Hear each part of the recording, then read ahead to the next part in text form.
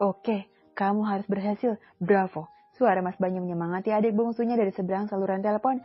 Kapten Biru tersenyum mendengar betapa semangat Mas Banyu mendukung usahanya meraih kembali cinta si gadis impian. Tentu Mas, aku akan berusaha semampuku, jawab Kapten Biru. Semoga sukses adikku. Tut, nada sambung terputus terdengar sedikit memekakan telinga laki-laki tampan itu.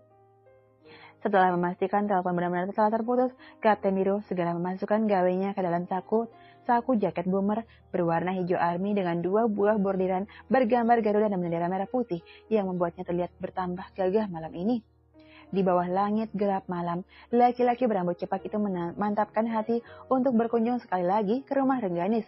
Berhadap ada seutas jalan yang akan membuatnya sampai pada apa yang dicari. Meski jalan itu teramat sempit dan terjal tak mengapa baginya, Kapten Biru akan tetap menaklukkan jalan kecil dan terjal itu demi bisa bersama kembali dengan Rengganis, wanita kesayangannya. Kedua kakinya melangkah meninggalkan motor gede yang diparkirnya tepat di depan pintu gerbang rumah Rengganis. Selamat malam, Priyanto menyapa tamu yang datang ke rumah bos besarnya itu. Malam Pak, jawab Kapten Biru tegas. Oh ini Bapak yang datang waktu itu kan? Priyanto mengingat-ingat. Alhamdulillah, rupanya Pak Priyatno masih mengingat saya. Kapten Biru membaca nama pada pakaian seragam security muda itu. Mau bertemu Pak Brata atau Ibu, Pak? Tanyanya lagi. Keduanya boleh?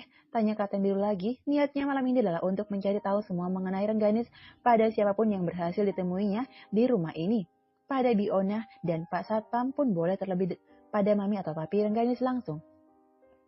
Kalau Bapak kebetulan baru sampai sekitar 5 menit yang lalu dari luar kota, sepertinya akan sulit menemui beliau.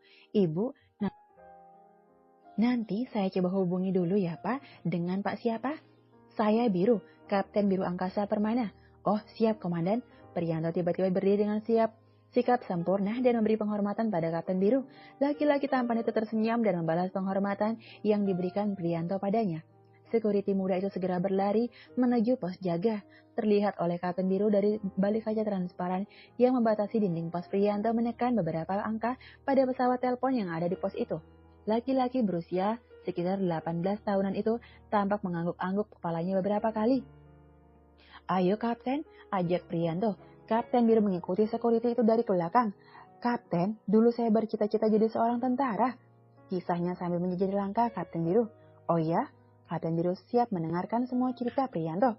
Tapi ibu bilang kami nggak punya biaya untuk daftar. Loh, kan daftar tentara nggak bayar, kenapa nggak dicoba dulu?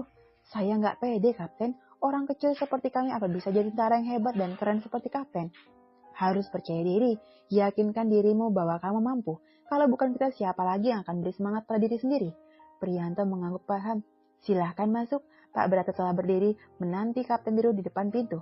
Silahkan Kapten. Priyanto bersiap memutar tubuhnya kembali ke pos. Terima kasih ya, ucap Kapten Biru. Priyanto mengangguk lalu membungkuk memberi salam pada bos pemilik rumah. Silahkan masuk Nak Biru. Tawar Pak Brata. Ramah, laki-laki baik hati itu terlihat masih mengenakan kemeja putih lengan panjang dan celana dasar coklat tua bermotif kotak-kotak halus. Sepertinya ia belum sempat berganti pakaian karena baru saja tiba di rumah. Terima kasih Pak. Wah, akhirnya saya bisa bertemu dengan Nak Biru. Sudah lama saya menanti pertemuan ini. Mendadak pipi Kapten Biru terasa panas. Ia tak pernah menyangka sambutan keluarga Rengganis padanya sebaik ini, tak seperti saat pertama kali ia datang kemarin. Sesekali perasaan takut itu muncul. Kebaikan yang teramat manis ini jangan-jangan ada awal penolakan mereka akan kehadiranku sebagai kekasih putri tunggal mereka. Batin Kapten Biru menerka-nerka situasi yang bisa saja akan dihadapi. Oh, ini dia. Silakan diminum dulu nak. Pak Brata mempersiapkan Biru menerima minuman yang baru saja diletakkan Biona di depan meja. Terima kasih Pak. Lagi-lagi hanya kata itu yang mampu keluar dari mulut Biru. Ada yang bisa saya bantu Nak Biru? Sampai sengaja jauh-jauh berkunjung di kediaman kami ini. Pak Brata mengubah posisi duduknya lebih santai. Saya ingin bertemu Rengganis, Pak. Getaran dada Kapten Biru tiba-tiba berdetak, tak beraturan. Berat sekali rasanya melawan keinginan untuk mengangkat kedua tangannya untuk memegang dadanya yang terus berdegup kencang. Rengganis kami tidak ada di rumah ya. Sudah cukup lama gadis kecil kami itu menuntut ilmu di Korea Selatan.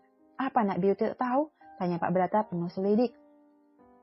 Saya tahu Pak, tapi baru beberapa hari ini selama ini saya dan Rengganis lost contact. Lost contact? Pak Brata menyipitkan matanya. Ini semua salah saya Pak. Saya terlalu takut kehilangan dia. Saya terlalu cemburu. Saya tak ingin Rengganis tertekan atas sikap posesif saya. Untuk itu saya mengizinkannya berbuat yang ia mau. Saya memutuskan untuk memberi jarak hubungan kami. Pak Brata terdiam. Laki-laki itu tahu benar seberapa uring-uringannya Rengganis sebelum memutuskan berangkat melanjutkan pendidikannya ke luar negeri. Mungkin ini alasan Rengganis meninggalkan tanah air, pikir Pak Brata. Tapi saya menyesalinya. Saya tak bisa hidup bahagia tanpa putri Bapak. Izinkan saya bersamanya. Akui Kapten Biru Gento.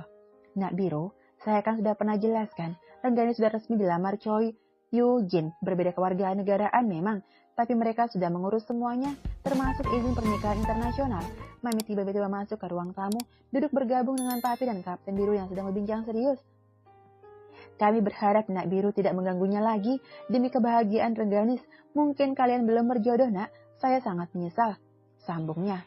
Saya sangat mencintainya, Bu. Mungkin saya terlalu lambat menyadari semua kesalahan ini, tapi saya akan melakukan semuanya ini untuk bisa mendapatkan maaf dari Rengganis. Sesal laki-laki tampan itu. Tapi, Pak Brata memotong pembicaraan istrinya. Nak Biru, kami... Ring, suara telepon di ruang tengah berbunyi nyaring. Sebuah ruang kamar berukuran cukup luas untuk ditempati satu orang terlihat penuh dengan buku-buku yang berserakan sejak ujian semester dimulai. Rengganis tak sempat membersihkan kamarnya, sementara bantuan asisten rumah tangga ditolaknya untuk membantu merapikan kamar sementara waktu. Rengganis takut semua kertas-kertas catatan yang berserak akan berpindah tempat dan dia akan sulit untuk menemukannya saat butuh. Besok jadwal beres-beres. Rengganis mengamati sekali lagi sudut-sudut ruang kamarnya seperti kapal pecah. Rekaman suara Kapten Biru masih saja berputar-putar menggaung memenuhi segenap ruang dari alat perekam suara yang dihadiahkan Kapten Biru padanya tempo hari. Saat merasa penat, lelah, dan sepi seperti saat ini, hanya rekaman suara Kapten Birulah yang selalu mampu menjadi teman setia bagi Rengganis. Suara yang tak pernah berubah nilai rasanya meski telah didengar ratusan kali. Jari-jari tangan putih Rengganis memutar-mutar sebuah kalung besi putih dengan bandel pipihan besi yang tertulis nama NRP, serta kesatuan Kapten Biru. Dikejutnya berkali-kali, bandel kalung itu dengan penuh perasaan, matanya terpejam seolah sedang menghadirkan sosok pemiliknya dalam angan gadis cantik berbulu mata indah itu. Sesaat Rengganis mengingat sesuatu, cepat-cepat ia duduk dan meraih ponsel yang tergeletak tak jauh dari tempat berada. Kok nggak diangkat? Rengganis bergumam kecil saat teleponnya ke Papi tak juga kunjung terima. Tumben, ucapnya gusar. Aku telepon Mami saja. Jari-jari lentik Rengganis menekan papan touch pada layar telepon genggamnya. Diabaikan juga. Pada sibuk apa sih? Rengganis mulai jengkel. Telepon rumah, Biona pasti ada. Tut, tut, tut. Nada tunggu kesekian masih berbunyi tanpa tahu kapan akan diangkat. Ada apa ya? Rengganis menerka-nerka. Halo, rumah Pak Brata, ada yang bisa saya bantu? Suara Biona mengudara. Ya ampun, akhirnya ada yang angkat. Kok tumben lama banget sih, Bi? Celocos Rengganis. Non, itu apa, Bi? Tanya Rengganis tak sabar. Itu, Non, Bibi lagi di depan, nguping. Biona lagi-lagi keceplosan. Wanita paruh baya itu segera menutup mulutnya dengan tangan kiri. Ih, si Bibi ada-ada aja. Ngupingin siapa sih? Seru banget kayaknya. Pacar Non Rengganis sama Papi. Pacar saya. Siapa? Rengganis dengan jantung berdebar. Kapten ganteng. Biona senyum-senyum sendiri. Bi, tolong bilang saya mau bicara sekarang. Baik, Non. Biona dengan gesit meletakkan gagang telepon dan berlari ke ruang tamu. Jangan lupa like, subscribe, tekan loncengnya, dan terima kasih sudah menonton.